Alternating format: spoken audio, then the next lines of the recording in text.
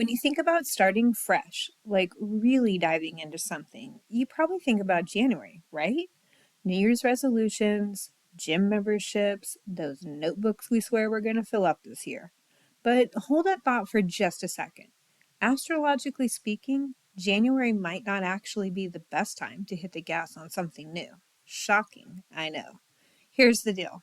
The astrological new year starts not in January, but when the sun enters Aries, which is around March 20th. It's called the Aries ingress.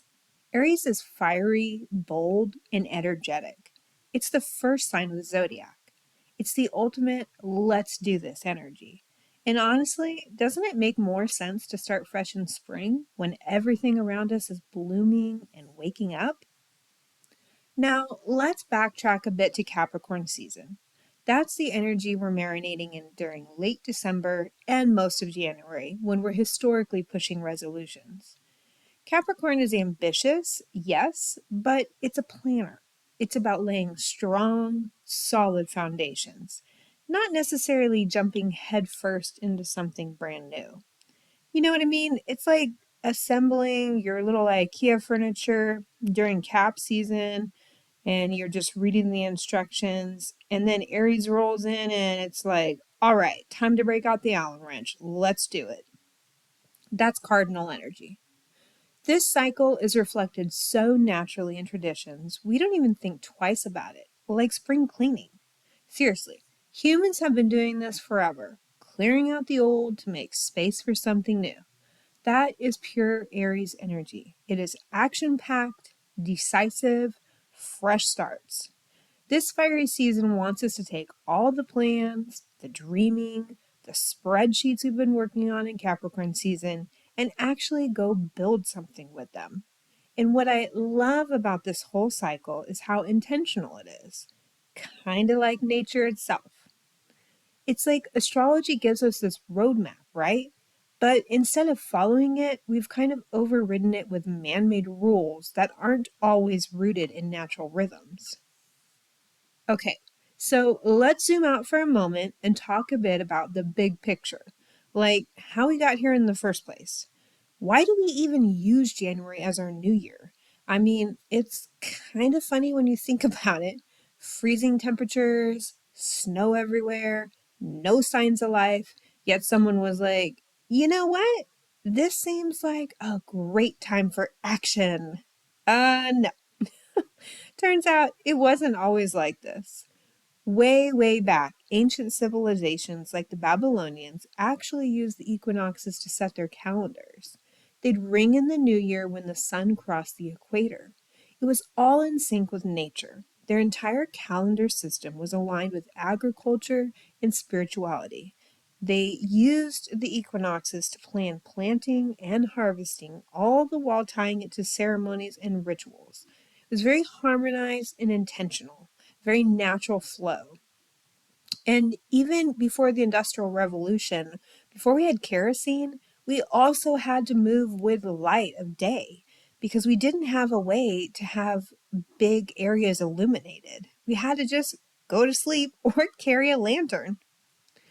So contrast that with the Gregorian calendar, which is what most of us use now.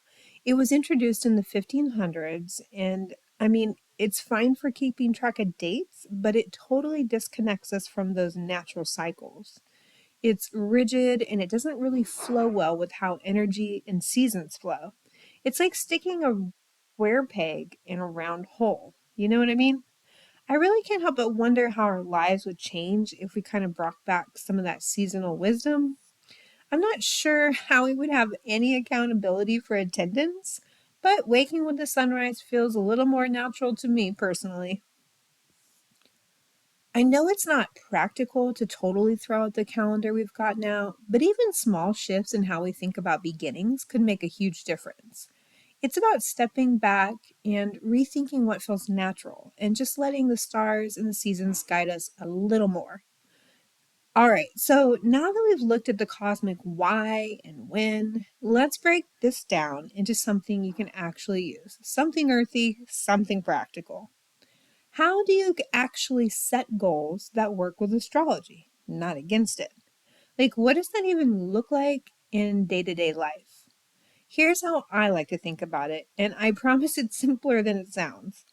Cap season, which runs from late December through January, is your time to lay it all out. And I do mean all of it.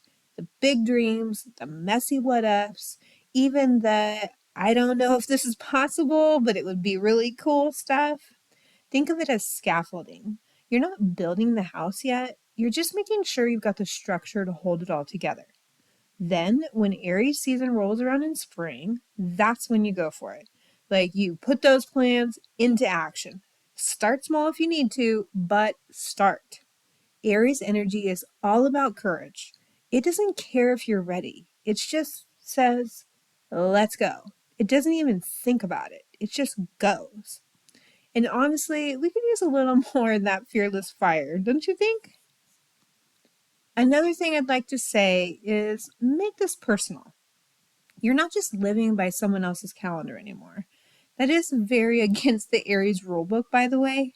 This is about finding where those cosmic cycles overlap with your own rhythms and needs. You are creating your own calendar, one that helps you balance planning and action in a way that feels totally aligned. If you know you are someone who takes longer to implement things, I'm looking at you, fixed signs, plan accordingly. Give yourself time to ease in. Don't just say you're going to change everything in your whole life and then feel defeated a whole month in when it falls apart. And on the flip side, if you are a more mutable person, take a little longer to make sure you will even care about those lofty goals in a month. Use the cardinal energy of Capricorn season to channel an earthy plan that is aligned to you. Capricorn sets lofty goals that it takes one sturdy step at a time to achieve. To be honest, 5 years are kind of their jam, but we're just going to start with one. Once you start doing this, like really syncing up your goals with these cycles, you might notice how much lighter it feels. You're not forcing things as much. You're not trying to power through when your energy just isn't there. You're working with these cosmic energies instead of running like a constant uphill marathon. So, yeah, whether you're setting big life goals or just figuring out what's next, I think astrology has this beautiful way of making it feel more intentional, connected, in the flow. It's like stepping into a rhythm that's been there all along. We just kind of forgot about it or ignored it. And that's what I really want to leave you with today. Your goals, your timing, your life, they're not one size fits all. So take some time, work with the cosmic cycles, and maybe let the stars guide you a little more. Who knows? You might just find that things start clicking into place in ways you didn't expect.